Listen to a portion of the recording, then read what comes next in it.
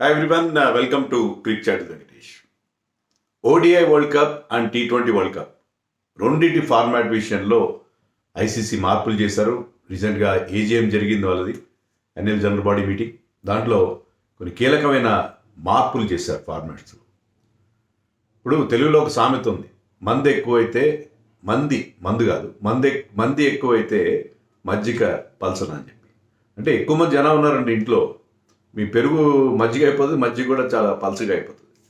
ఎందుకంటే అందరికీ అకామిడేట్ చేయాలి కదా. అట్లా ఇప్పుడు వీళ్ళ ఫార్ములా ఏంటంటే గేమ్ని గ్లోబలైజ్ చేయాలి. అది ఐసీసీ మెయిన్ ఇంటెన్షన్ ఏంటంటే ఎక్కువ టీమ్స్ ఆడేలా చేయాలి. అది వాళ్ళు ఆ ఎక్కువ టీమ్స్ అన్నీ కూడా వరల్డ్ కప్లో పార్టిసిపేట్ చేయాలి. మీరు రీసెంట్గా ఇప్పుడు జరుగుతున్న సాకర్ వరల్డ్ కప్ చూస్తే 48 teams have taken place. 48 teams ఆడుతున్నాయి.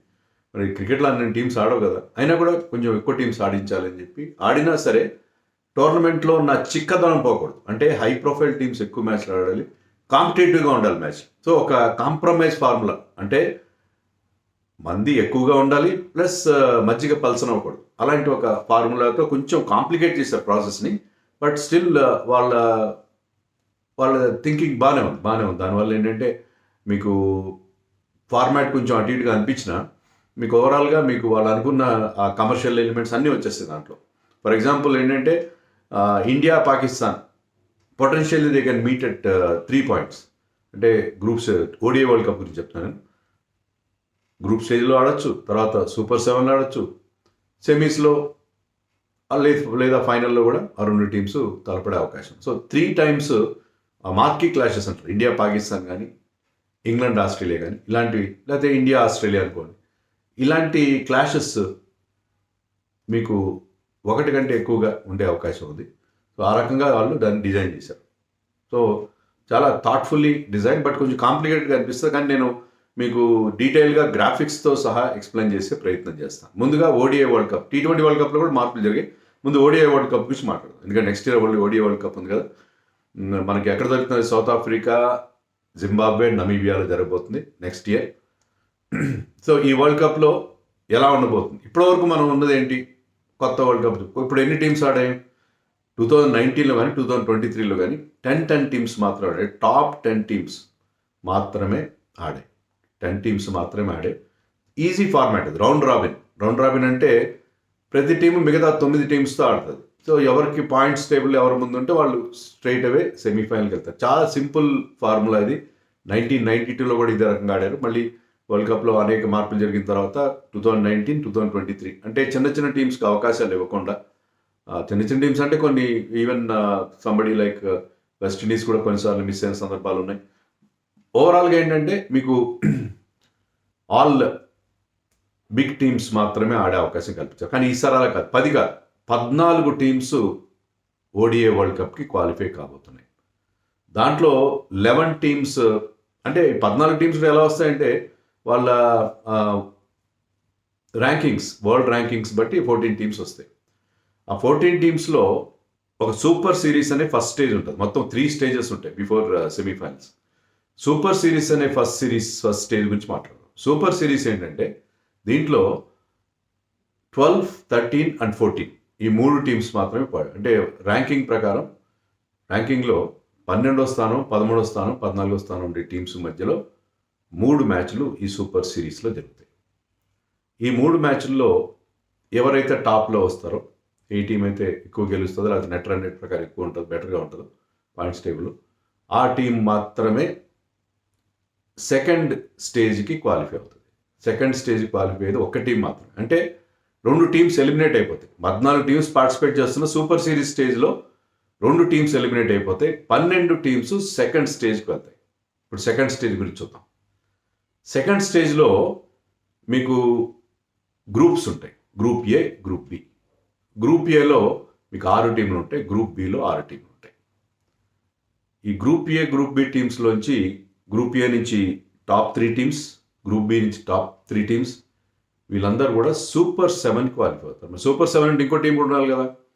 So top 3 teams from each గ్రూప్తో పాటు 2 గ్రూప్లో ఏ గ్రూప్లోనైనా మీ మ్యాథమెటికల్ క్యాలిక్యులేషన్ ప్రకారం, అంటే నెట్ రన్ రేట్ అనుకోండి, పాయింట్స్ ప్రకారం ఏ టీం బెటర్గా ఉంటుందో ఆ టీం గ్రూప్ ఏ నుంచి రావచ్చు, గ్రూప్ బి నుంచి రావచ్చు, మరొక టీం కూడా సూపర్ 7లో యాడ్ అవుతుంది. సో సూపర్ 6 కాదు, సెకండ్ స్టేజ్లో సూపర్ 2 గ్రూపుల ప్రకారం ఆడిన దాంట్లో టాప్ 3 ఫ్రమ్ ఈచ్ గ్రూప్తో పాటు మరొక టీంతో కలిపి మొత్తం 7 టీమ్స్ మీకు థర్డ్ స్టేజ్కి క్వాలిఫై అవుతాయి. దీన్ని సూపర్ 7 స్టేజ్ అంటారు. ఇది ఆల్మోస్ట్ మీకు ఛాంపియన్స్ ట్రోఫీ లాగా అయిపోతుంది. ఛాంపియన్స్ ట్రోఫీలో we know that 8 teams take part. అది చాలా క్రీమ్ ఉంటుంది, అంటే మంచి టీమ్స్, హై ప్రొఫైల్ టీమ్స్, మంచి హైలీ కాంపిటేటివ్గా ఉండే టీమ్స్ 8 ఎలాగైతే మీకు ఛాంపియన్స్ ట్రోఫీలో డైరెక్ట్గా ఆడతాయి, అలాగే మీరు సూపర్ 7 స్టేజ్కి వచ్చేసరికి రియల్ టోర్నమెంట్ అంటే అంటారు కదా, it separates boys from men from boys అని చెప్పి. సో అసలు సిసలైన టీమ్స్ అంటే చిక్కటి టోర్నమెంట్ ఎప్పుడు ఉంటుంది అంటే సూపర్ 7లో ఉంటుంది. సూపర్ 7లో రౌండ్ రాబిన్ స్టేజ్ అంటే ఒక టీము మిగతా 6 టీమ్స్తో ఆడుతుంది. సో అక్కడ అసలు పోరాటం మనం చూస్తుంది. దాంట్లో ఏంటంటే అప్పుడు దీంట్లో టాప్ 4 టీమ్స్ సెమీస్కి క్వాలిఫై అవుతాయి. దాంట్లో 1 విల్ ప్లే 3, 2 విల్ ప్లే 4, అంతే కదా. తర్వాత ఫైనల్ జరుగుతుంది. సో ఇది మొత్తం ఫార్మాట్. గతంలో ఏంటంటే 48 మ్యాచ్లు మాత్రమే ఉండేవి, 10 టీంలు 48 మ్యాచ్లు ఉండేవి. ఇప్పుడు మీకు ఆ సూపర్ సిరీస్ మొదట్లో జరిగే ఆ క్వాలిఫైయింగ్ టోర్నమెంట్ కలిపి, క్వాలిఫైయింగ్ దాంతో కలిపి ఇప్పుడు 57 మ్యాచ్లు, అంటే 9 మ్యాచ్లు పెరిగాయి. దాంట్లో అఫ్కోర్స్ 3 టీమ్స్ మాత్రమే సూపర్ సిరీస్లో పార్టిసిపేట్ చేస్తాయి. యాక్చువల్ మిగతా టీమ్స్ 11 టీమ్స్ తర్వాత స్టేజ్ నుంచి వస్తాయి. బట్ ఓవరాల్గా మీకు 57 అయ్యాయి. అంతకుముందు 48 మ్యాచెస్ ఉంటే ఇప్పుడు 57 మ్యాచెస్ అయ్యాయి. సో ఇది I think I made it clear. So ఇది ఇక్కడ నేను చెప్పినట్టుగా ఇప్పుడు మనకు తెలుసు గ్రూప్ స్టేజ్లో ఇండియా పాకిస్తాన్ మ్యాచ్ పెడతారు, ఒకటే గ్రూప్లో పెడతారు. ఏ గ్రూప్లోనూ బి గ్రూప్లోనూ ఇండియా పాకిస్తాన్. మళ్ళీ సూపర్ 7 కనుక పాకిస్తాన్ క్వాలిఫై అయితే మళ్ళీ ఇండియా పాకిస్తాన్ మ్యాచ్ అయ్యే అవకాశం ఉంది. అలాగే ఇంగ్లాండ్ ఆస్ట్రేలియాని ఒక గ్రూప్లో పెడతారు. వాళ్ళు సూపర్ 7గా 2 టీమ్స్ క్వాలిఫై అయితే మరొక ఇంగ్లాండ్ ఆస్ట్రేలియా మ్యాచ్ ఉండే అవకాశం ఉంటుంది.